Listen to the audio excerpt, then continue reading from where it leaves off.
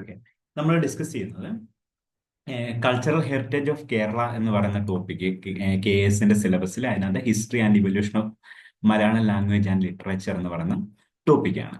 അപ്പൊ അതിനകത്ത് അടുത്ത നമ്മൾ ഡിസ്കസ് ചെയ്യാൻ പോകുന്ന മണിപ്രവാളം എന്ന് പറയുന്ന ഒരു സാഹിത്യ പ്രസ്ഥാനം, മലയാളത്തിലെ ആദ്യത്തെ ഒരു സാഹിത്യ പ്രസ്ഥാനമാണ്. അപ്പൊ മണിപ്രവാളം എന്ന് പറയുമ്പോൾ എന്താണ്, നമ്മൾ ഓൾറെഡി അതിന്റെ ഡെഫിനിഷൻ പറഞ്ഞായിരുന്നു.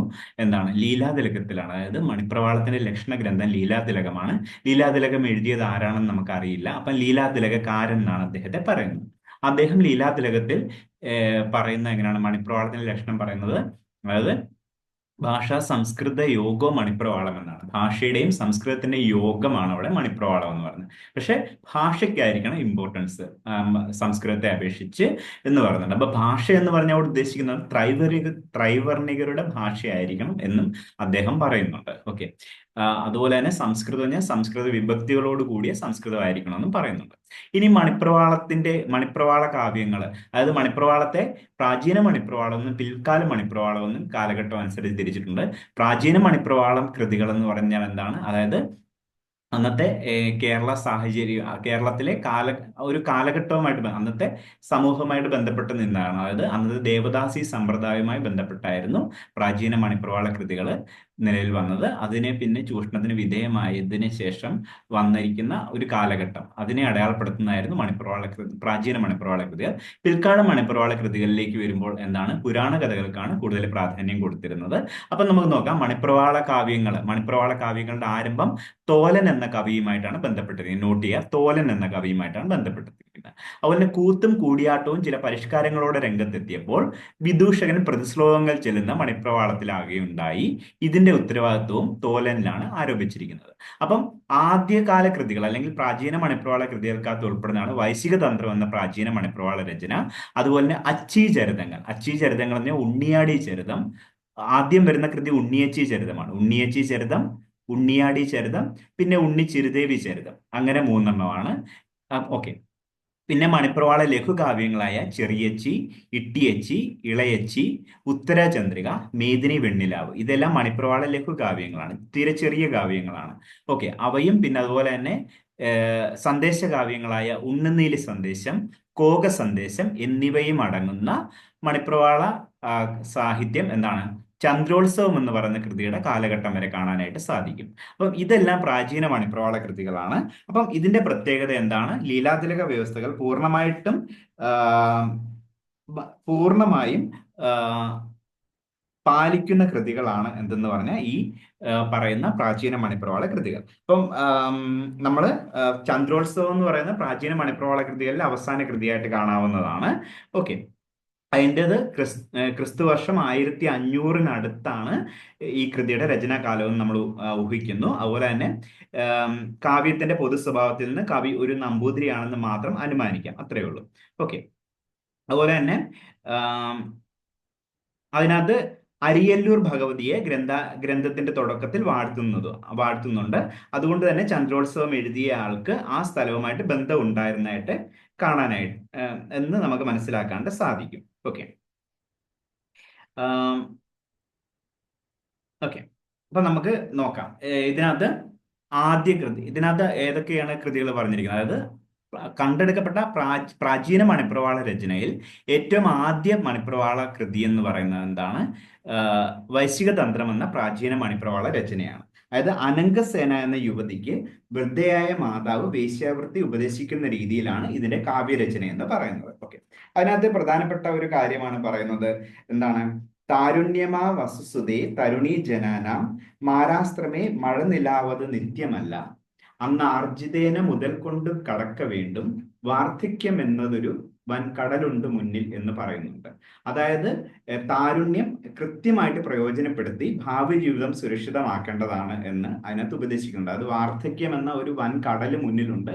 ആ കടലിന്റെ ആ സമയത്ത് പിന്നീട് ഒറ്റപ്പെടലായിരിക്കും പിന്നീട് വരുന്നത്. അപ്പൊ ആ ഒരു സമയത്തിന് മുന്നേ ആയിട്ട് എന്താണ്, താരുണ്യം ശരിയായി പ്രയോജനപ്പെടുത്തി ഭാവി ജീവിതം ആ സമയത്ത് സുരക്ഷിതമാക്കണമെന്ന് പറയുന്ന ഒക്കെയാണ് അതിനകത്ത് പറഞ്ഞു കൊടുക്കുന്നത്. അതുപോലെ തന്നെ ഒരുപാട് കാര്യങ്ങൾ അതിനകത്ത് പറയുന്നുണ്ട്. ഓക്കെ, പിന്നെ അതുപോലെ തന്നെ പിന്നീട് വരുന്നതാണ് എന്താ, വൈശിക തന്ത്രത്തിന് ശേഷം വരുന്ന അച്ചീചരിതങ്ങൾ എന്ന് പറയുമ്പോൾ എന്തൊക്കെയാണ്? അതായത് ഇതെന്ന് പറഞ്ഞു കഴിഞ്ഞാൽ ഗദ്യത്തിന്റെയും പദ്യത്തിന്റെയും മിശ്രണമായിട്ടുള്ള കാവ്യങ്ങളാണ്. ഏതൊക്കെയാണ്? ഉണ്ണിയച്ചി ചരിതം, ഉണ്ണിയാടി ചരിതം, ഉണ്ണിച്ചിരുദേവി ചരിതം എന്നിവ. അതുപോലെ തന്നെ പിന്നീട് വരുന്ന മണിപ്രവാള ലഘുകാവ്യങ്ങൾ പറയുന്നുണ്ട്. ഓക്കെ. അപ്പം ഇത് പിന്നീട് ചന്ദ്രോത്സവം വരെ കാണാനാണ് നമ്മൾ പറഞ്ഞായിരുന്നു. ഓക്കെ. അപ്പം ഇതിന്റെ എല്ലാം പ്രത്യേകത എന്താണ്? ലീലാതിലകത്തിൽ പറയുന്ന ഈ വ്യവസ്ഥകൾ പൂർണ്ണമായിട്ടും പാലിക്കുന്ന കൃതികളാണ്. അതായത് ഭാഷ സംസ്കൃത യോഗ മണിപ്രവാളം എന്ന് പറയുന്നത് ഭാഷയ്ക്കായിരിക്കണം കൂടുതൽ പ്രാധാന്യം എന്ന് അതിനകത്ത് പറയുന്നുണ്ട്. പിന്നെ ഭാഷ ത്രൈവർണികരുടെ ഭാഷയായിരിക്കണം എന്ന് പറയുന്നുണ്ട്. പിന്നെ സംസ്കൃതത്തിന് വിഭക്തിന്റെ സംസ്കൃതങ്ങളായിരിക്കണം ഉപയോഗിക്കുന്നത്. അപ്പം ആ കാര്യങ്ങളെല്ലാം കൃത്യമായിട്ട് ഉൾക്കൊള്ളുന്ന കൃതികളായിരുന്നു ഈ പ്രാചീന മണിപ്രവാള കൃതികൾ. അതിനുശേഷം പിന്നീട് വരുന്നത് പുരാണ കഥകൾക്ക് പ്രാധാന്യമുള്ള കൃതികളാണ് 15-ാം നൂറ്റാണ്ടിന് ശേഷം വരുന്നത്.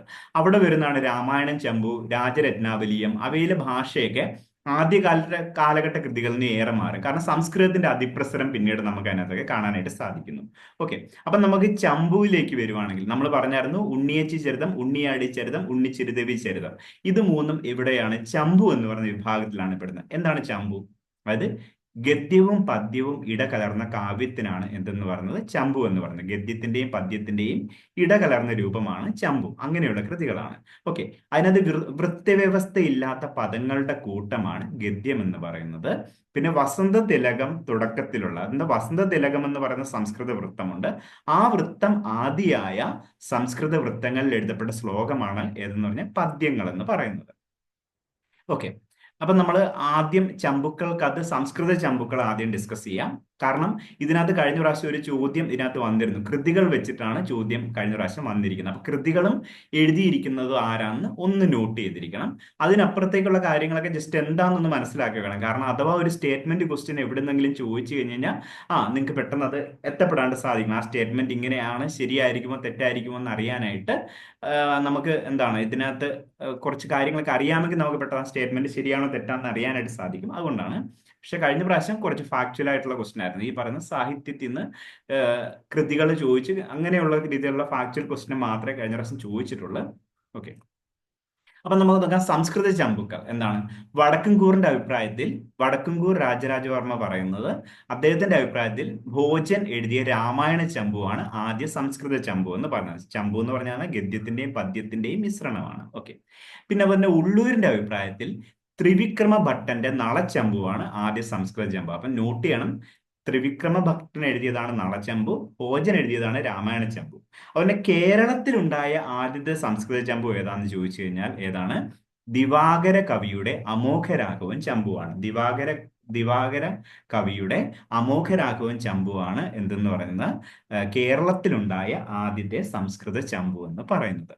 അതുപോലെ മേൽപ്പത്തൂർ നാരായണ ഭട്ടതിരി ആണ് സംസ്കൃത ചമ്പു സാഹിത്യത്തിന് മികച്ച സംഭാവന നൽകിയ മറ്റൊരു കേരളീയൻ.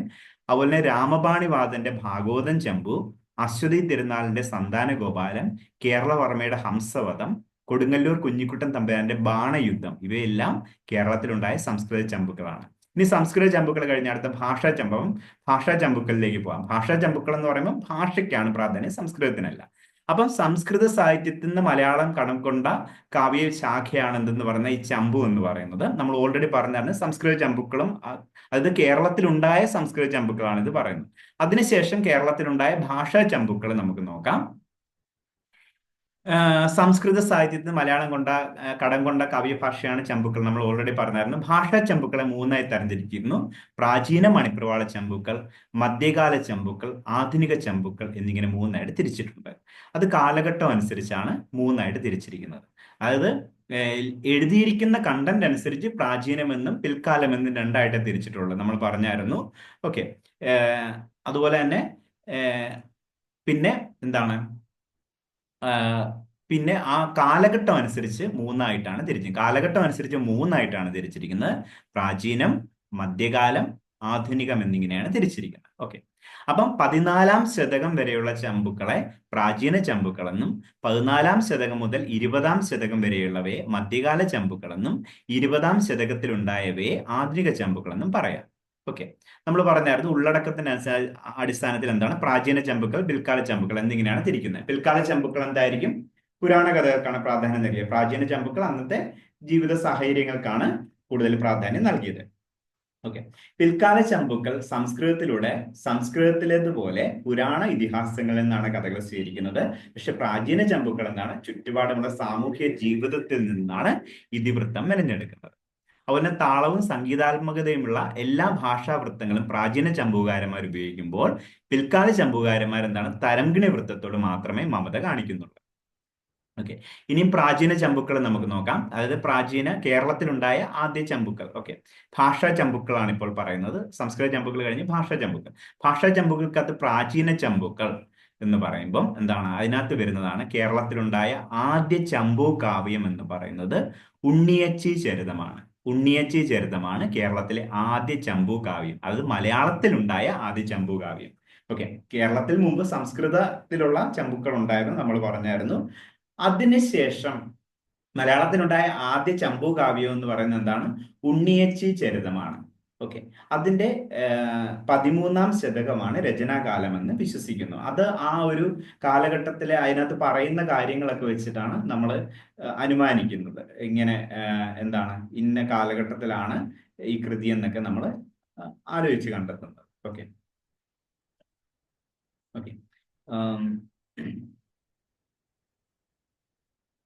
അപ്പം എന്താണ് ഇതിനകത്ത് പറയുന്നത്, തേവൻ ചിരീകുമാരൻ ചൊന്ന ചമ്പുമുറ്റവും ആദരാൽ എന്ന് പറയുന്നുണ്ട്. ഓക്കെ.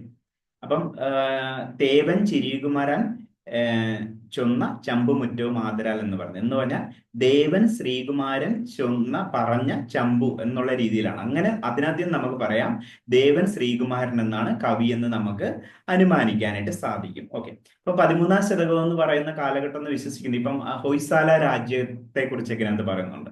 ഹൊയ്സാല രാജ്യത്തിന്റെ തലസ്ഥാനമായിരുന്ന ദോര സമുദ്രത്തെ കുറിച്ചൊക്കെ എവിടെ പറയുന്നുണ്ട്, ഉണ്ണിയച്ചി ചരിതത്തിൽ പറയുന്നുണ്ട്. അപ്പൊ ഹൊയ്സാല രാജ്യത്തിന്റെ തലസ്ഥാനമായ ദോര സമുദ്രം ഈ പറയുന്ന 13-ാം ശതകത്തിന് ശേഷമാണ് തകർച്ചയിലേക്ക് പോയത്. അപ്പം തകർച്ചയിലേക്ക് പോകുന്നതിന് മുമ്പ് ആ കാര്യത്തെ കുറിച്ചൊക്കെ പറയുന്നതുകൊണ്ട് തന്നെ, പിന്നെ അതുപോലെ തന്നെ ആനയച്ച് എന്ന് പറയുന്ന ഒരു നാണയത്തെ കുറിച്ച് പറയുന്നുണ്ട്. അതൊരു ചോള നാണയമാണ് ആനയച്ച്. അപ്പൊ ഈ ആനയച്ച് എന്ന് പറയുന്ന നാണയത്തെ കുറിച്ച് പറയുന്നുണ്ട്. അതുപോലെ ഹൊയ്സാല രാജ്യത്തിന്റെ തലസ്ഥാനമായിരുന്ന ദോര സമുദ്രത്തെ കുറിച്ച് പറയുന്നുണ്ട്. അപ്പം ഇതെല്ലാം എന്താണ്, 13-ാം ശതകത്തിന് ആ ഒരു കാലഘട്ടത്തിന് ഉണ്ടായിരുന്ന ഇതായിരുന്നു. അപ്പൊ അതുകൊണ്ട് തന്നെ നമുക്ക് അങ്ങനെയുള്ള ആ ഉപാദാനങ്ങൾ ഇതൊക്കെ പറയുന്നതുകൊണ്ട് തന്നെ നമുക്ക് പറയാം 13-ാം ശതകത്തിലാണ് രചനാകാലം എന്ന് വിശ്വസിക്കുന്നത്. അങ്ങനെയാണ് കണ്ടെത്തുന്നത്. ഓക്കെ. അതുപോലെ തന്നെ തിരുനെല്ലിക്ക് സമീപമുള്ള തിരുമരുതൂർ ക്ഷേത്രത്തിലെ നർത്തകിയായിരുന്നു ഉണ്ണിയച്ചി. ആ ഉണ്ണിയച്ചിയെ കാണാൻ ഒരു ഗന്ധർവ യുവാവ് ഭൂമിയിലേക്ക് വരുന്നതാണ് ഇതിന്റെ സന്ദർഭം എന്ന് പറയുന്നത്. ഓക്കെ. വർണ്ണനാ പ്രധാനമാണ് കാവ്യം. അതുപോലെ ഉണ്ണിയച്ചി ചരിതത്തിന് സഹോദരസ്ഥാനീയ മറ്റൊരു കൃതിയാണ് ഉണ്ണിച്ചിരുദേവി ചരിതം എന്ന് പറയുന്നത്. അപ്പം ഇതൊരു ചമ്പൂകാവ്യമാണെന്ന് ഉള്ളൂര് പറയുന്നു ഇതൊരു ചമ്പൂകാവ്യമാണെന്ന് പറയുന്നു. പക്ഷെ അതൊരു ശരിയായ അർത്ഥത്തിൽ, പൂർണ്ണമായ അർത്ഥത്തിൽ അത് ശരിയല്ലെന്ന് ഇളംകുളം കുഞ്ഞൻപിള്ള ചൂണ്ടിക്കാട്ടുന്നു. കാരണം ഇതിനകത്ത് എന്താണ്, ഗദ്യത്തിന് കൂടുതൽ പ്രാധാന്യം കൊടുത്തിട്ടുണ്ട്. അത് പദ്യം 3 അങ്ങാണ്ടേ ഉള്ളൂ. ബാക്കി കൂടുതലും ഗദ്യമാണ് വരുന്നത്. അപ്പൊ അതുകൊണ്ട് തന്നെ പദ്യത്തിനും ഗദ്യത്തിനും ഈക്വൽ ഇമ്പോർട്ടൻസ് കൊടുക്കാത്ത കൊണ്ട് തന്നെയാണ് അതൊരു എന്താണ്, ചമ്പു എന്ന് പറഞ്ഞ പൂർണ്ണമായിട്ടുള്ള അർത്ഥത്തിൽ ഉണ്ണിച്ചിരുദേവി ചരിത്രത്തെ പറയാൻ പറ്റില്ല എന്ന് ഇളംകുളം കുഞ്ഞൻപിള്ള പറയുന്നത്. അതുപോലെ 13-ാം ശതകത്തിന്റെ അന്ത്യഘട്ടമാണ് ഒരു രചനാകാലം എന്ന് വിശ്വസിക്കുന്നു. പിന്നെ 14-ാം ശതകത്തിന്റെ അന്ത്യത്തിലുണ്ടായ മറ്റൊരു കാവ്യമാണ് ഉണ്ണിയാടി ചരിതം. എഴുതിയത് ദാമോദര ചാക്യാരാണ്. ഓക്കെ. ഇനി മധ്യകാല ചമ്പുക്കൾ എന്ന് പറയുമ്പോൾ പുരാണ കഥകൾക്കാണ് പ്രാധാന്യം കൊടുത്തിരുന്നതെന്ന് പറഞ്ഞായിരുന്നു. ആ കൃതികളൊന്ന് ഓർത്തു വെക്കുക. രാമായണം ചമ്പു എഴുതിയത് പുനം നമ്പൂതിരിയാണ്. ഭാരതം ചമ്പു എഴുതിയതും പുനം നമ്പൂതിരിയാണ്. നൈഷധം ചമ്പു എഴുതിയത് മഴമംഗലം നാരായണൻ നമ്പൂതിരിയാണ്. അപ്പൊ ഇതൊക്കെ ഒന്ന് നോട്ട് ചെയ്യണം. ഓക്കെ.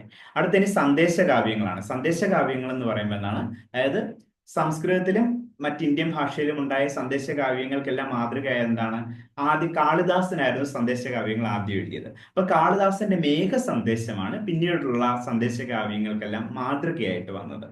അപ്പൊ മേഘ സന്ദേശത്തിന് ശേഷം പിന്നീട് ഒരു കൃതി ഉണ്ടാകുന്നത്, ഈ സന്ദേശകാവ്യം എന്ന രീതിയിൽ ഒരു കൃതി ഉണ്ടാകുന്നത് ജിനസേനൻ എന്ന കവിയുടെ പാർശ്വാഭ്യുദയമാണ്. പാർശ്വാഭ്യുദയം എന്ന് പറയുന്ന കൃതി എന്താണ്? ഒരു സന്ദേശകാവ്യമാണ്. ഓക്കെ, എന്താണ് സന്ദേശകാവ്യം? അതായത് ഒരു നായികയും ഉണ്ടായിരിക്കും, ഒരു നായകനും ഉണ്ടായിരിക്കും. അപ്പൊ നായിക നായകന്മാർ തമ്മിലുള്ള വിരഹമായിരിക്കും ഇവിടെ കാണിക്കുന്നത്. ഒരുപക്ഷെ നായകനെ വേറെന്തെങ്കിലും ഒരു കാരണത്താൽ വിരഹം സംഭവിച്ചു നായികയിൽ നിന്നും. അപ്പൊ നായികയെ കണ്ടെത്തുന്നതിന് വേണ്ടിയിട്ട് ഒരു സന്ദേശഹരനെ കണ്ടെത്തും, അതായത് സന്ദേശം കൊടുത്തയക്കാണ്ട് ഒരാളെ കണ്ടെത്തും. എന്നിട്ട് നായകൻ എന്ത് ചെയ്യും? ഈ സന്ദേശം ഇങ്ങനെ ഞാൻ വിരഹിയായിട്ട് നിൽക്കുക എന്ന് പറഞ്ഞൊരു സന്ദേശം കൊടുത്തയക്കുന്നു. ആ സന്ദേശം കൊണ്ടുപോകുന്നയാൾ, അതായത് ആ ഒരാളുടെ സന്ദേശം കൊടുക്കുമ്പോൾ അയാള് തിരിച്ച് നായികയുടെ സന്ദേശം കൊടുക്കുന്നു. അങ്ങനെ കൊടുക്കുന്നയാൾ സന്ദേശഹരൻ എന്നാണ് അറിയപ്പെടുന്നത്. അപ്പൊ ഒരു നായിക ഉണ്ടായിരിക്കും, നായകൻ ഉണ്ടായിരിക്കും, ഒരു സന്ദേശഹരൻ, അതായത് ഈ പറയുന്ന ഇവർക്കിടയിൽ വിഷമം ഉണ്ടെന്ന് അറിയാനായിട്ട് ഒരു സന്ദേശം കൊണ്ടുപോകുന്ന ഒരു സന്ദേശഹരനും കൂടെ അവിടെ ഉണ്ടായിരിക്കും. ഇതാണ് ഈ പറയുന്ന സന്ദേശകാവ്യങ്ങളുടെ പ്രത്യേകത. ഓക്കെ, അപ്പൊ ജിനസേനന്റെ പാർശ്വാഭ്യുദയമാണ് എന്താ മേഘസന്ദേശത്തിന് ശേഷമുണ്ടായ സന്ദേശകാവ്യം. അതുപോലെ തന്നെ 10ാം ശതകത്തിലുണ്ടായ വിക്രമ കവിയുടെ നേമിദൂതമാണ് മറ്റൊരു സന്ദേശകാവ്യം എന്ന് പറയുന്നത്. ഇതെല്ലാം സംസ്കൃത കാവ്യങ്ങളാണ് കേട്ടോ. അതിനുശേഷം വരുന്നതാണ് ശുഗസന്ദേശം. അപ്പൊ വിക്രമ കവിയുടെ നേമിദൂതം നോട്ട് ചെയ്യുക. ഒരു ശുഗസന്ദേശം 14ാം ശതകമാണ് കാലഘട്ടം എന്ന് വിശ്വസിക്കുന്നു. എഴുതിയ ആള് ലക്ഷ്മിദാസനാണ്. ഇതിന്റെ സന്ദേശ കാരണം നായിക നായകന്മാർക്ക് സ്വപ്നത്തിൽ ഉണ്ടാകുന്ന വിരഹമാണ്. അടുത്ത കോകില സന്ദേശം 14ാം നൂറ്റാണ്ടിലുണ്ടായ കൃതിയാണ്. ഉദ്ദണ്ഡ ശാസ്ത്രികളാണ് രചയിതാവ്. നോട്ട് ചെയ്യണം, ഈ ഒരു പേര് കഴിഞ്ഞ പ്രാവശ്യം എക്സാമിന് ചോദിച്ചിരുന്നു. അപ്പം 14ാം നൂറ്റാണ്ടിലുണ്ടായ കൃതിയാണ് കോകില സന്ദേശം. കോകില സന്ദേശം എഴുതിയത് ആരാണ്? ഉദ്ദണ്ഡ ശാസ്ത്രികൾ. നോട്ട് ചെയ്തോളുക. ഓക്കെ, അതുപോലെ തന്നെ മറ്റ് കൃതികളാണ്. പയ്യൂർ വാസുദേവ് ഭട്ടതിരി എഴുതിയതാണ് ചകോര സന്ദേശം. ഉദയ കവി എഴുതിയതാണ് മയൂരദൂതം. ഭട്ടവാമനന്റെയാണ് ഹംസ സന്ദേശം. വാദി ചന്ദ്രസൂര്യയുടെയാണ് പവനദൂതം. വാസുദേവ കവിയുടെയാണ് ഭൃംഗ സന്ദേശം. കൊടുങ്ങല്ലൂർ കൊടുങ്ങല്ലൂർ കൊച്ചുണ്ണി തമ്പുരാന്റെയാണ് വിപ്ര സന്ദേശം. ഓക്കെ, അപ്പൊ ഇത്രയും കൃതികൾ ഒന്ന് നോട്ട് ചെയ്യുക. ജസ്റ്റ് ഒന്ന് ബുക്കിനകത്ത് എഴുതിയിട്ട് നോട്ട് ചെയ്തോളുക. ഓക്കെ, അടുത്ത ഇനിയും മലയാളത്തിലെ സന്ദേശകാവ്യങ്ങൾ. മലയാളത്തിലെ സന്ദേശകാവ്യങ്ങൾ എന്ന് പറയുമ്പോൾ എന്താണ്? നമ്മൾ സംസ്കൃത സാഹിത്യത്തോടാണ് ഇത് കടപ്പെട്ടിരിക്കുന്നത്, മലയാള സന്ദേശകാവ്യങ്ങൾക്ക് വേണ്ടിയിട്ട്. അപ്പൊ മലയാള സന്ദേശകാവ്യത്തിന്റെ പ്രസ്ഥാനത്തെ നമുക്ക് എന്താണ് പ്രാചീന മണിപ്രവാള സന്ദേശകാവ്യങ്ങളെന്നും ആധുനിക ഘട്ടകാവ്യങ്ങളെന്നും രണ്ടായിട്ട് തിരിക്കും. അപ്പൊ പ്രാചീന മണിപ്രവാള സന്ദേശകാവ്യത്തിനകത്തും ആധുനിക സന്ദേശകാവ്യങ്ങളെ കുറിച്ച് നമുക്ക് പറയാം. ഓക്കെ, അപ്പം പ്രാചീന മണിപ്രവാളത്തിൽ രചിക്കപ്പെട്ട 2 സന്ദേശകാവ്യങ്ങളാണ് നമുക്ക് രചിച്ചിട്ടുള്ളത്. അപ്പൊ ഇതിനു മുമ്പ് നമ്മൾ സംസ്കൃത സന്ദേശകാവ്യങ്ങളാണ് പറഞ്ഞത്. അത് കഴിഞ്ഞിട്ട് ഇനി മലയാള സന്ദേശകാവ്യങ്ങളാണ് പറയുന്നത്. സന്ദേശകാവ്യങ്ങൾ മലയാളം എന്നല്ല പറയുന്നത്, അന്നത്തെ മണിപ്രവാള ഭാഷയിലാണ് ഇത് എഴുതപ്പെട്ടത് കേട്ടല്ലോ. അതായത് ത്രൈവർണികരുടെ അന്നത്തെ ഭാഷയും അതുപോലെ തന്നെ ഈ പറയുന്ന വിഭക്തിന്റെ സംസ്കൃതവും ചേർത്ത് എഴുതപ്പെട്ട കൃതികളാണ് എന്നാണ്, അതാണ് നോട്ട് ചെയ്യേണ്ട കാര്യം. ഓക്കെ, അപ്പൊ പ്രാചീന മണിപ്രവാള സന്ദേശകാവ്യങ്ങൾ, അത് പ്രാചീന മണിപ്രവാളത്തിൽ രചിക്കപ്പെട്ട 2 സന്ദേശകാവ്യങ്ങളാണ് നമുക്ക് ലഭിച്ചിട്ടുള്ളത്. ശ്രദ്ധിക്കണം, ഭാഷയിൽ രചിക്കപ്പെട്ട പ്രാചീന മണിപ്രവാളത്തിൽ രചിക്കപ്പെട്ട എത്ര സന്ദേശകാവ്യങ്ങളാണ് നമുക്ക് രചിക്കപ്പെട്ട? 2 എണ്ണമാണ്. ആ 2 എണ്ണത്തിൽ ഒരെണ്ണം ഉണ്ണുനീല് സന്ദേശമാണ്, മറ്റൊന്ന് കോക സന്ദേശമാണ്. ഉണ്ണുനീല് സന്ദേശം. ഓക്കെ, ഉണ്ണുനീല് സന്ദേശം മാത്രമേ കംപ്ലീറ്റ് ആയിട്ട് ലഭിച്ചിട്ടുള്ളൂ. കംപ്ലീറ്റ് ആയിട്ട് ലഭിച്ചിട്ടുള്ള കൃതിയാണ് ഉണ്ണുനീല് സന്ദേശം. ഓക്കെ, അപ്പം കോട്ടയം കടുത്തുരുത്തിയിലുള്ളതാണ് ഉണ്ണുനീലിയുടെ ഭവനം എന്ന് പറയുന്നത്. ഓക്കെ, മുണ്ടക്കൽ എന്ന് പറയുന്ന തറവാട്ടിലെയാണ് ഉണ്ണുനീലി. അതുപോലെ തന്നെ ഇത് നായിക നായകന്മാർക്ക് സ്വപ്നത്തിലുണ്ടാകുന്ന നായിക നായകന്മാർക്ക് ഉണ്ടാകുന്ന വിരഹമാണ്. അതായത് എന്താണ്, ഉണ്ണുനീലിയും ഇതുപോലെ തന്നെ ഒരു നായകനും ഉണ്ട്. അപ്പം ഇവര് സംഭോഗ ശൃംഗാരത്തിൽ ഏർപ്പെടുന്ന സമയത്ത്, എന്നിട്ട് ഇവര് ഉറങ്ങുന്ന സമയത്ത് എന്ത് ചെയ്യുന്നു? ഉറങ്ങിക്കിടക്കുന്ന നായകനെ ഒരു യക്ഷി വന്ന് എടുത്തോണ്ട് പോകുന്നു. യക്ഷി വന്ന് എടുത്തോണ്ട് പോയിട്ട് എവിടെയാണെന്ന് അറിയത്തില്ല. അപ്പം നായകൻ ഇങ്ങനെ കണ്ണു തുറന്ന് നോക്കുമ്പോഴാണ് ഇങ്ങനെ ഒരു യക്ഷിയാണ് വന്ന് എടുത്തോണ്ട് പോകുന്നതെന്ന് പറയുന്നത്. അപ്പം നായകനിൽ ഒരു എന്താണ്, ഒരു അട്രാക്ഷൻ തോന്നിയാണ് ഈ യക്ഷി എടുത്തോണ്ട് പോകുന്നത്. അപ്പൊ അങ്ങനെ ചെല്ലുമ്പം ഒരു സ്ഥലത്ത് വെച്ച് നായകന് മനസ്സിലാകും യക്ഷി എടുത്തു എന്ന് പറഞ്ഞ് മനസ്സിലാകുമ്പം എന്താണ്, നായകൻ നരസിംഹ മന്ത്രം ജപിക്കുന്നു. ആ സമയത്ത് അങ്ങനെ ജപിക്കുമ്പോൾ യക്ഷി നായകനെ താഴോട്ടിടുമ്പോൾ വന്ന് പതിക്കുന്നത് പത്മനാഭസ്വാമി ക്ഷേത്രത്തിന്റെ അവിടെയാണ്. അപ്പം അവിടെ വെച്ചിട്ട് എന്താണ്, ഈ പറയുന്ന അന്നത്തെ ഒരു രാജാവിനെ കണ്ടെത്തുകയാണ്, വേണാട് രാജാവിനെ കണ്ടെത്തുകയാണ്. ഓക്കെ, അദ്ദേഹത്തിന്റെ കയ്യിൽ എന്താണ്, ഒരു ലെറ്റർ കൊടുത്തയക്കുന്നതായിട്ടാണ് എന്തെന്ന് പറയുന്ന അതായത് അദ്ദേഹത്തിന്റെ കയ്യിൽ ഒരു സന്ദേശം കൊടുത്തേക്കാം. അദ്ദേഹം സന്ദേശഹരനാണ്. അപ്പം സന്ദേശഹരനാണ്. അപ്പം നായികയിൽ നിന്ന് വിരഹമുണ്ടായി, അതായത് ഉണ്ണുനീലിയിൽ നിന്ന് വിരഹമുണ്ടായി എന്ന് പറയാനായിട്ട്, അതായത് ഈ പറയുന്ന തിരുവനന്തപുരം തൊട്ട് ആ, കോട്ടയം കടത്തുരുത്തി വരെയുള്ള പാതയിൽ ഈ പറയുന്ന സന്ദേശഹരൻ പോവുകയും അങ്ങനെ ഓരോ സ്ഥലങ്ങളും അവിടെ പരിചയപ്പെടുന്നുണ്ട്. പ്രധാനമായിട്ടും ചാല മാർക്കറ്റിനെ കുറിച്ചൊക്കെ, അതായത് ഈ അന്നത്തെ ഈ പറയുന്ന ഏൻഷ്യന്റ് കാലഘട്ടം മുതലേ ചാല മാർക്കറ്റ് അന്ന് ഉണ്ടായിരുന്നു തിരുവനന്തപുരത്തെ. അപ്പൊ അതിനെക്കുറിച്ചുള്ള പരാമർശമൊക്കെ എവിടെ കാണപ്പെടുന്നു? ഉണ്ണുനീര് സന്ദേശം കാണപ്പെടുന്നു. ഇങ്ങനെയുള്ള ഓരോ കാര്യങ്ങളും കാണപ്പെടുന്നു. ഓക്കെ. ഇപ്പൊ ചില സ്ഥലങ്ങളിൽ ഇന്ന് കരയായിരുന്ന പല സ്ഥലങ്ങളും കടലായിരുന്നു എന്നും പറയുന്നുണ്ട്. അപ്പൊ അതിനെക്കുറിച്ചൊക്കെ ഉള്ള കാര്യങ്ങളൊക്കെ ഈ കൃതിക്ക്, അതായത് അന്നത്തെ ജോഗ്രഫിക്കലായിട്ടുള്ള കാര്യങ്ങൾ എന്തൊക്കെയാണെന്ന് മനസ്സിലാക്കാണ്ട് നമുക്ക് ആ കൃതിയിൽ നിന്ന് കൃത്യമായിട്ട് മനസ്സിലാക്കാണ്ട് സാധിക്കും. അങ്ങനെ ഒരു പ്രത്യേകതയുണ്ട്. ഓക്കെ. അപ്പം ആദിത്യവർമ്മനാണ് അവിടെ വരുന്നത്. ആദിത്യവർമ്മൻ, വേണാട് രാജാവായിരുന്ന ആദിത്യവർമ്മനാണ് അവിടെ വരുന്നത്. അപ്പൊ ആദിത്യവർമ്മന്റെ കയ്യിലാണ് ഇദ്ദേഹം സന്ദേശം കൊടുത്തു വിടുന്നത്. ഇങ്ങനെ വിരഹിയായി നിൽക്കുകയാണ്, ഉണ്ണുനീലിയെ കാണണമെന്ന് പറഞ്ഞ് സന്ദേശം കൊടുത്തു വിടുന്നത്. ഓക്കെ. അപ്പം എന്താണ്, അപ്പം ഉണ്ണുനീലി സന്ദേശമാണ് ഇതിനകത്ത് പൂർണ്ണമായും ലഭിച്ചിട്ടുള്ളത്. മറ്റേത് കോക സന്ദേശത്തിന്റെ ആദ്യ ഭാഗത്തിലെ 96 ശ്ലോകങ്ങളും 97-ാം ശ്ലോകത്തിന്റെ ഏതാനും അക്ഷരങ്ങളും മാത്രമാണ് ലഭ്യമായിട്ടുള്ളത്. ഇനി കോക സന്ദേശം എന്താണ്? ഉണ്ണുനീലി സന്ദേശത്തിന് ശേഷം ഉണ്ടായ കൃതിയാണ്. ഈ കൃതിയിൽ വിരഹവും സന്ദേശവും ഈ പറയുന്ന എഴുതുന്നതും ഒക്കെ സ്വപ്നത്തിലാണ് സംഭവിക്കുന്നത്. അത് തൃപ്പങ്ങോട്ട് നിന്ന് കൊല്ലത്തേക്ക് ഒരു ചക്രവാകത്തിനെ സന്ദേശവുമായിട്ട് അയക്കുന്നതാണ് എന്റെ പ്രതിപാദ്യം. ഓക്കെ. ഇനി ആധുനിക ഘട്ടത്തിലേക്ക് വരുമ്പോൾ എന്താണ്, മണിപ്രവാളത്തിൽ നിന്ന് മലയാളത്തിലേക്കുള്ള പരിവർത്തനം വന്നതിന് ശേഷമാണ് എന്ന് പറയുന്ന ആധുനിക കാലഘട്ടം. അപ്പം പ്രാചീന മണിപ്രവാള കാലഘട്ടം പറഞ്ഞാൽ ഈ പ്രാചീന മണിപ്രവാള കാലഘട്ടത്തിന്റെ സമയത്താണ് നമ്മൾ പറഞ്ഞ സന്ദേശകാവ്യങ്ങളും വരുന്നത്. ഓക്കെ. അതിനുശേഷം വന്ന പുരാണ കൃതികൾ നമ്മൾ പറഞ്ഞായിരുന്നു, അവ മധ്യകാല മണിപ്രവാളത്തിനകത്തുള്ളതാണ്. ഓക്കെ. അതുപോലെ തന്നെ രാമായണം ചമ്പു, നൈഷധം ചമ്പു ഒക്കെ മധ്യകാല മണിപ്രവാളത്തിലുള്ളതാണ്.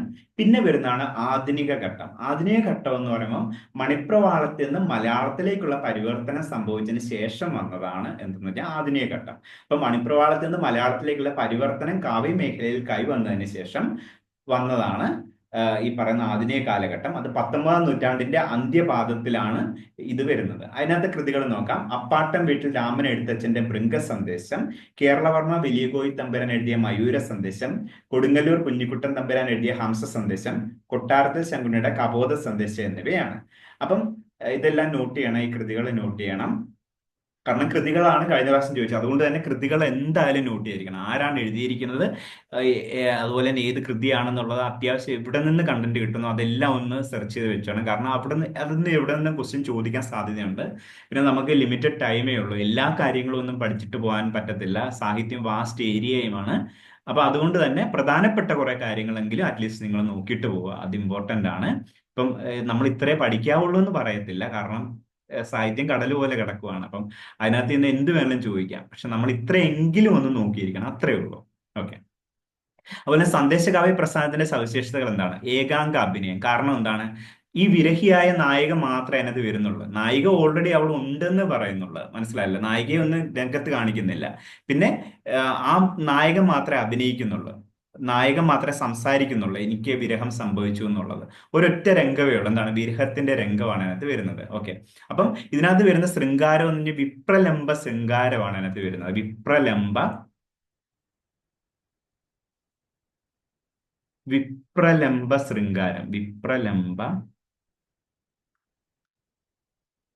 ശൃംഗാരം. അതായത് രണ്ട് ശൃംഗാരമുണ്ട്. സംഭോഗ ശൃംഗാരമുണ്ട്,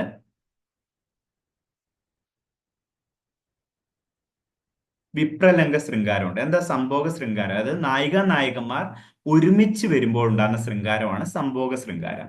അവർ വേർതിരിഞ്ഞതിന് ശേഷം അവർക്ക് വിരഹമുണ്ടായി, അതുകൊണ്ട് ആ വിരഹത്തിൽ നിന്ന് മാറാനായിട്ട് അവര് ഇങ്ങനെ പറയുന്ന ആ ഒരു സമയം, വിഷമിച്ച് നിൽക്കുന്ന ആ ഒരു സമയം, ആ ഒരു സമയത്തെ ശൃംഗാരമാണ് ഈ വിപ്രലംബ ശൃംഗാരം എന്ന് പറയുന്നത്. അപ്പം ഒറ്റ ശൃംഗാരമേ ഉള്ളൂ. അതെന്താണ്? ഒരൊറ്റ രംഗത്തിനകത്ത് വരുന്നതെല്ലാം വിരഹമാണ് അതിനകത്ത് വരുന്നത്. വിരഹത്തിനകത്ത് വരുന്ന ശൃംഗാരം എന്താണ്? വിപ്രലംബ ശൃംഗാരമാണ്. അപ്പൊ ഇത്രയും കാര്യങ്ങളാണ് ജസ്റ്റ് നമ്മൾ മണിപ്രവാളത്തിൽ നിന്ന് പറഞ്ഞിരിക്കുന്നത്. അപ്പൊ ഇത്രയെങ്കിലും ജസ്റ്റ് ഒന്ന് നോക്കുക എന്നുള്ളതാണ് ചെയ്യേണ്ട കാര്യം. ഓക്കെ. ഒരുപാട് ഡീപ്പായിട്ട് പോയില്ലെങ്കിൽ. ഓക്കെ. അപ്പൊ നമ്മൾ അടുത്ത വീഡിയോയിൽ ഇനിയും ബാക്കിയുള്ള കാര്യങ്ങളെ കുറിച്ച് പറയാം. ഇനിയും മലയാളത്തിലെ ഗദ്യ സാഹിത്യം വരുന്നുണ്ട്. ഗദ്യ സാഹിത്യത്തിൽ നിന്നൊക്കെ ഒരുപാട് ക്വസ്റ്റ്യൻ ചോദിക്കാൻ പറ്റുന്ന ഏരിയാസ് ആണ്. അപ്പം അതിനെക്കുറിച്ചൊക്കെ നമ്മൾ പിന്നീട് ഡിസ്കസ് ചെയ്യും. ഓക്കെ.